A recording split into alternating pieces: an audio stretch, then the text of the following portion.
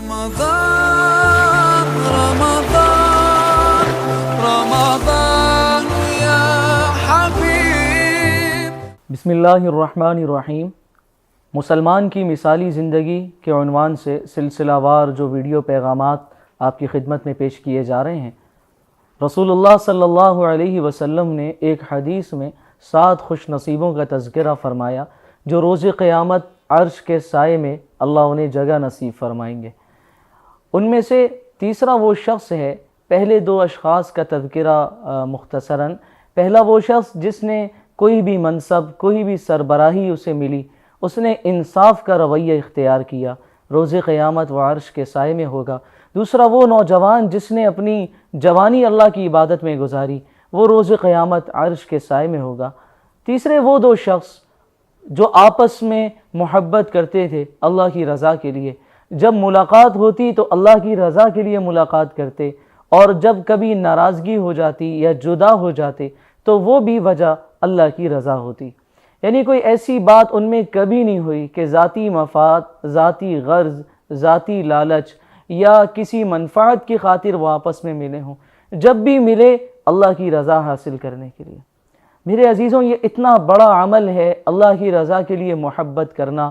رسول اللہ صلی اللہ علیہ وسلم نے فرمایا، ایسا شخص، ایسے 2 مسلمان جو آپس میں اللہ کو خوش کرنے کے لیے ملتے ہوں اور کبھی ناراض ہوئے تو بھی اسی لیے کہ اللہ راضی ہو جائیں، ہماری اس ناراضگی کی وجہ ہے اللہ کو راضی کرنا۔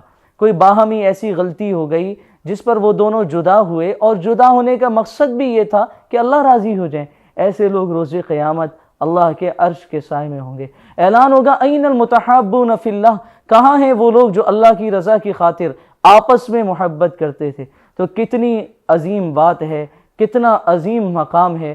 ساری انسانیت پسینے میں شرابور، ساری انسانیت پسینے میں ڈوبی ہوئی، ساری انسانیت نفسی نفسی کی صدا لگاتی ہوئی، ساری انسانیت اپنے حساب کتاب کے بارے میں فکر میں غلطاں اور پریشان، اور وہ خوش نصیب جو دنیا میں ملتے تھے اپنے پروردگار کو خوش کرنے کے لیے اللہ کی رضا کی خاطر، کبھی بھی انہوں نے غرض کا تعلق نہیں رکھا، لالچ کا تعلق نہیں رکھا، اور کسی فائدے کے ایک دوسرے سے نکلوانے کا تعلق نہیں رکھا، کوئی غرض کا تعلق نہیں رکھا، اللہ پاک انہیں عرش کا سایہ نصیب فرمائیں گے۔ اور اعلان ہوگا، کہاں ہیں جو اللہ کے لیے محبت کرتے تھے؟ ایک جماعت اٹھے گی، اللہ اکبر، ساری انسانیت کی نظریں اس جماعت پر ہوں گی کہ یہ کون خوش نصیب ہیں جو اللہ اتنا بڑا ان کو مقام دے رہے ہیں۔ وہ جماعت اٹھ کر اللہ کے عرش کے سائے میں آ جائے گی۔ اور بعض روایات سے معلوم ہوتا ہے کہ بڑے بڑے اولیاء اللہ اور بڑے بڑے اللہ پاک کو راضی کرنے والے لوگ اس دن رشک کریں گے کہ کتنے خوش نصیب ہیں یہ لوگ، ان کے مقام پر، ان کی عظمت پر، ان کی شان پر رشک کریں گے۔ میرے عزیزوں، مسلمان کی تو شان ہی یہ ہے، جب ایک دوسرے سے ملتے تھے اللہ کی رضا کے لیے ملتے تھے، اور کسی بھی مسلمان کا احترام کرتے تھے تو اس لیے کہ اس کے سینے میں لا الہ الا اللہ ہے، اس لیے احترام کرتے تھے کہ اس کے سینے میں اتنا عظیم کلمہ ہے، اس لیے احترام کرتے تھے کہ اس کے سینے میں لا الہ الا اللہ جیسی وزنی اور قیمتی چیز ہے۔ تب مسلمانوں میں مثالی اتحاد تھا، مثالی محبتیں تھیں، مثالی پیار تھا، مثالی ایکا تھا۔ شرق سے غرب تک، شمال سے جنوب تک، ساری دنیا میں رہنے والا مسلمان ہر ایک سے محبت کرتا تھا۔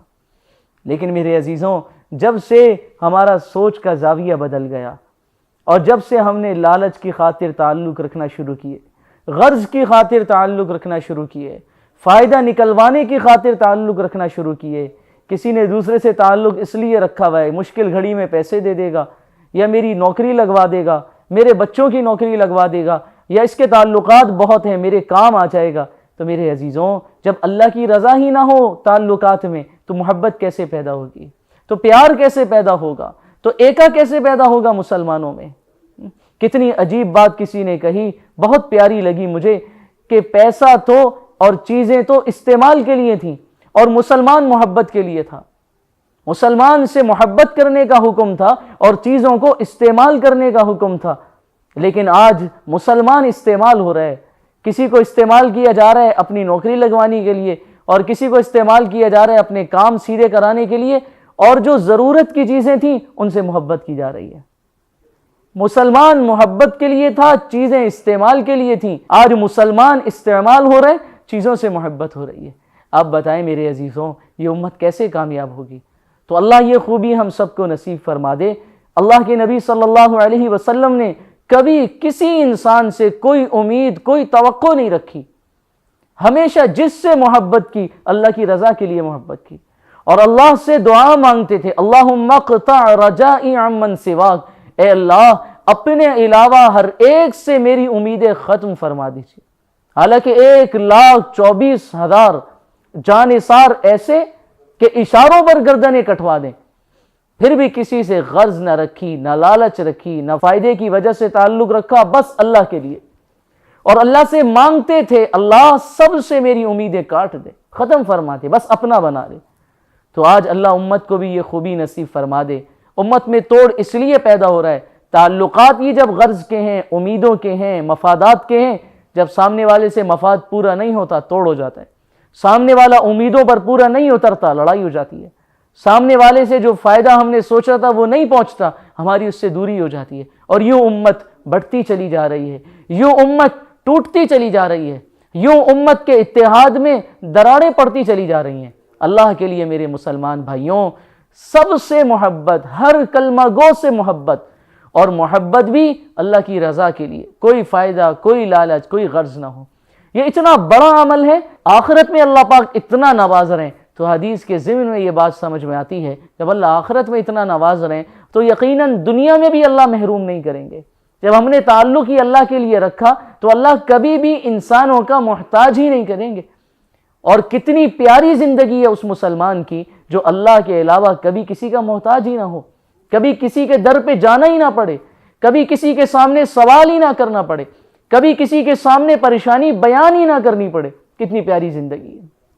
تو میرے عزیزوں، آج امت کو اتحاد کی ضرورت ہے، آج امت کو ایکے کی ضرورت ہے، آج امت کو مٹھی بننے کی ضرورت ہے، اور اس کی بنیاد یہی ہے ہر ایک سے محبت ہو اللہ کی رضا کے لیے۔ اللہ تعالیٰ یہ خوبی مجھے بھی اور ہم سب کو نصیب فرما دیں۔ اللہ پاک امت مسلمہ کو مثالی اتحاد اور اتفاق اور باہمی مثالی تعلق نصیب فرما دیں۔